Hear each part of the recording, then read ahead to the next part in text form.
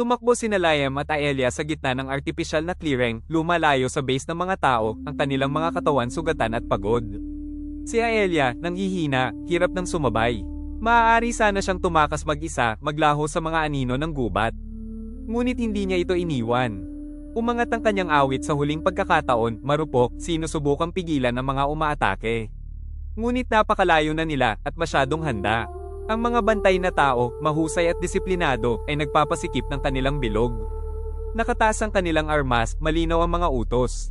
Hulihin si Liam ng buhay, hindi mahalaga ang iba.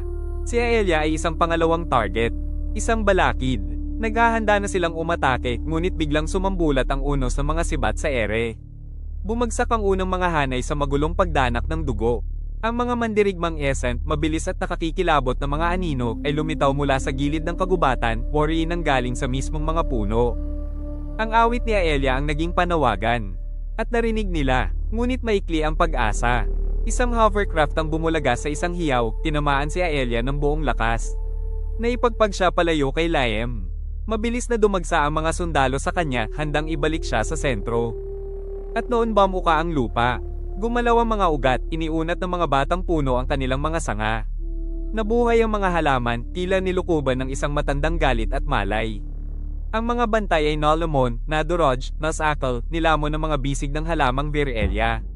Matagal nang naghihintay ang gubat. Ngayon ito tumutugon sa pananakop ng tao. Nang tumahimik ang lahat, wala nang natitirang tao sa gilid ng kagubatan. Mga bangkay lamang na nakabaon sa lupa.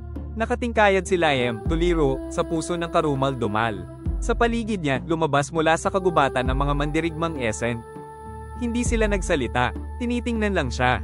Bumangon si Aelia, nanginginig pa. Naitampok sa kanya ang nakikita ng iba.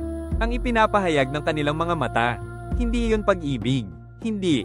Iba ito, mas delikado. Isang uri ng pagdamba. At dito, sa Virelia, hindi iyon umiiral kailanman. Dahil ang pagdamba ay simula ng pagkawasak.